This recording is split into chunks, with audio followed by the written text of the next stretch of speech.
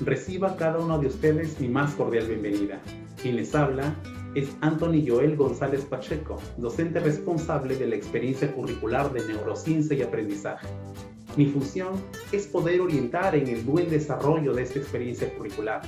Es por ello que vamos nosotros a poder conocer y comprender a la neurociencia y también al impacto que ésta tiene en la educación. Bienvenido a esta primera semana. Seguramente al poder escuchar la palabra de neurociencia, vienen muchas ideas a tu cabeza, como por ejemplo el cerebro, las funciones que tiene esta, el sistema nervioso y habilidades distintas, las neuronas, entre otras. Pero la pregunta es, ¿siempre existió esta concepción de neurociencia? ¿O qué es lo que tuvo que pasar en nuestra historia para poder tener esa concepción de lo que hoy en día entendemos o concebimos como neurociencia? Es por ello que nuestro objetivo durante esta semana es poder conocer cuáles son esos hechos principales sociohistóricos del conocimiento sobre el cerebro y la neurociencia. Para seguir desarrollando el contenido del tema, es importante responder esta pregunta. ¿Es nuevo el estudio del cerebro? Pues la respuesta es no.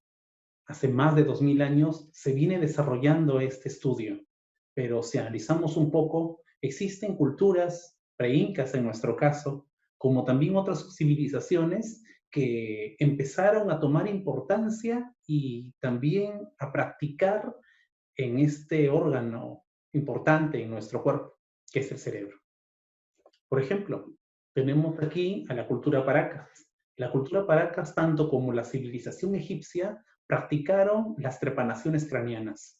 Esto significa que médicos y los cirujanos practicaban haciendo pequeños agujeros o perforaciones en el cráneo para que pueda de esa manera calmar dolores de cabeza, algunos trastornos o algún malestar que podía tener esa persona. Al igual, tenemos dos representantes de las épocas griega y romana, quienes también mencionan frases de importancia que se le debe de dar al cerebro, como por ejemplo, esta frase de Juvenal, que siempre hemos escuchado, mente sana en cuerpo sano. Este romano nos hace alusión de la importancia que tiene el cerebro también en el ser humano. Al igual que también este griego que es Sócrates. Sócrates emite esta frase para cuando habla de las convulsiones que da una persona epiléptica y es enfermedades de la mente. Él no se centra que sea un castigo de Dios, ni mucho menos que sea un pago por algo malo que se haya hecho sus antepasados. Él habla que estas son características que son propias de una enfermedad mental. Es por ello que en la Edad Media, que tuvo como característica la trascendencia religiosa, la predominancia de la religión, pues justamente identificaba a estas personas que tenían ciertos trastornos, ciertas deficiencias, ciertas dificultades, más que un problema con el cerebro o con la mente, tenían ellos un problema con su alma, tenían un problema con los dioses. Y es así que aparece un libro en la Edad Media que le denominan el Malleus Maleficorum. Y pues justamente es un libro que ayuda a identificar a las brujas. Y uno de esos indicadores era justamente tener ataques o convulsiones, que lo hubiese podido tener una persona epiléptica y que en ese entonces era considerada como bruja. Esas personas pues terminaban en la hoguera hasta que aparece Thomas Willis. Thomas Willis es un inglés del siglo XVII y él es además de ser un neurólogo, también es un religioso. Se comenta que él estudió en Oxford justamente para poder estar en las iglesias, pero su pasión por la anatomía, su pasión por el estudio y el análisis que tenía el cerebro, lo llevaron a poder estudiar neurología. Es así que él en sus prácticas, pues él observaba, se fascinaba bastante en poder observar al cerebro mismo. Y es por ello que él se le atribuye el estudio total del cerebro. Él hizo diferentes gráficos esquemas y dibujos sobre qué es lo que podía observar, no en uno, sino en varios cerebros. Es así que en todas sus observaciones, él mostraba como que él llegaba a ciertas conclusiones, como por ejemplo, las enfermedades que existían en aquella época son justamente producto o de los dioses o producto de alguna enfermedad cerebral.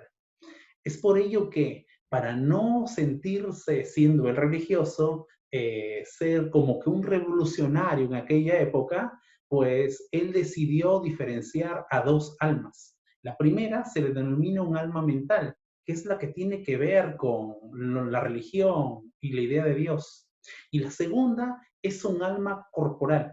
Esta alma, pues, representa o sigue representada por el cerebro y justamente es la dirección que tiene el cuerpo de una manera mucho más terrenal. Es así que en 1964 él elabora un libro que se le denomina Cerebri Anatomy. Allí se encuentran todos los dibujos que él hizo sobre sus estudios en los cerebros, todas las características, toda la disección, ver al cerebro por completo, en todas sus partes, dibujadas, graficadas. Así como Thomas Wilinski nos brindó su aporte a través de sus representaciones y dibujos, de una visión total del cerebro, también vamos a reconocer como otro representante que aporta en ese conocimiento del cerebro y es Wilhelm Röntgen. Wilhelm, pues él es un alemán, él es físico y bueno, en aquella época donde Thomas Edison había creado la bombilla eléctrica, pues había despertado cierta curiosidad y estudio sobre el comportamiento de la electricidad. Esto no fue indiferente a Wilhelm siendo físico. Es por ello que quería estudiar este comportamiento a través de la penetración de este rayo a diversos materiales. Él experimentó con cartón, con vidrio, experimentó con el mismo aire sobre esta penetración y en uno de esos experimentos llamó a su esposa para que colocase su mano. Y pues vaya, grande fue la sorpresa que se llevó su esposa y él cuando había observado que esos rayos habían penetrado por la piel de la esposa, mostrando así sus huesos. Esto resulta ser un hito en el conocimiento del cerebro, debido a que si bien en aquella época para poder estudiar el cerebro era necesario que la persona muriera, ahora podíamos tener a la persona aún viva y a través de los rayos X poder observar algunas características o anomalías que podía tener en el cerebro. Otro personaje que aportó en el conocimiento del cerebro fue Joseph Anton Gold. Ese personaje tuvo un amigo que tenía ojos muy saltones, pero además era muy bueno en la memoria. Así que él realizó un estudio correlacional sobre los talentos y el tamaño del cráneo que podía tener una persona. Fue así que entre los años de 1700 a 1800, él pudo estudiar y pudo colectar diversas personas que tenían tumultos grandes en el cráneo y que además también tenían ciertos talentos. Así es como pudo desarrollar su obra Frenología. Esta obra nos menciona que la persona tiene 26 áreas distintas en el cerebro y que estas áreas están muy ligadas a rasgos y talentos que puede tener una persona. Esto significa que si existía un tumulto en la cabeza, entonces este tumulto pertenece a un área y por lo tanto uno puede tener el talento que tiene. Fue así que llegó a ser esta teoría desmentida porque una mujer llegó a asesinar a sus hijos. Y esta mujer tenía un tumulto en donde se suponía que era muy empática con los niños, sentía mucho amor por los niños. Y bueno, fue así que llegaron a expulsar, llevaron a exiliar a Joseph Anton de sus orígenes.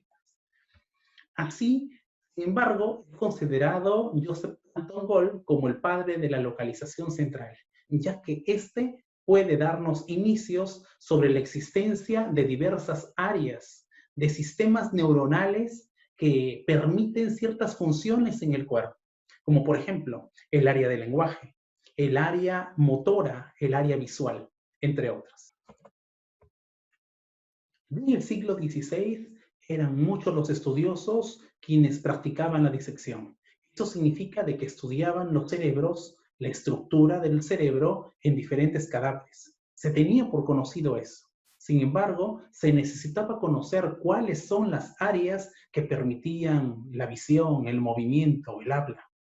Es por ello que David Ferrier, a finales del siglo XIX, en su laboratorio desarrolla un estudio con seres vivos, al cual se le denomina la vivisección.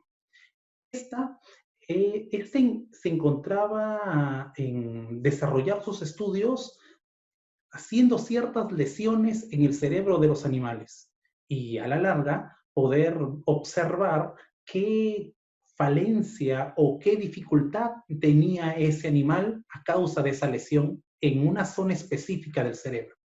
Es por ello que David Ferrier aporta a que existen ciertas funcionalidades que tiene nuestro organismo que responde gracias a ciertas áreas específicas del cerebro. Un claro ejemplo, cuando David Ferrier lesionaba un área específica del cerebro de sus monos estando vivos. Entonces, cuando se recuperaba el mono, David Ferrier observaba que ese mono no podía caminar. Entonces, automáticamente hacía sus anotes que esa área que había lesionado era un área que producía o tenía esa funcionalidad del movimiento. Y en el siglo XIX empiezan a haber nuevos estudios y con ello llevan a nuevos aportes, como por ejemplo, el cerebro se comunica con el cuerpo a través de las neuronas, o que la neurona resulta ser la unidad fundamental que tiene el sistema nervioso.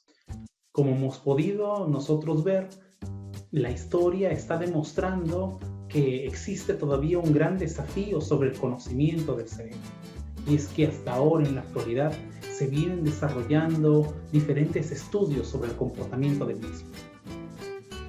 Espero que les haya gustado esta sesión y estoy dejando algo de material para que puedan profundizar aún mucho más este tema. Gracias.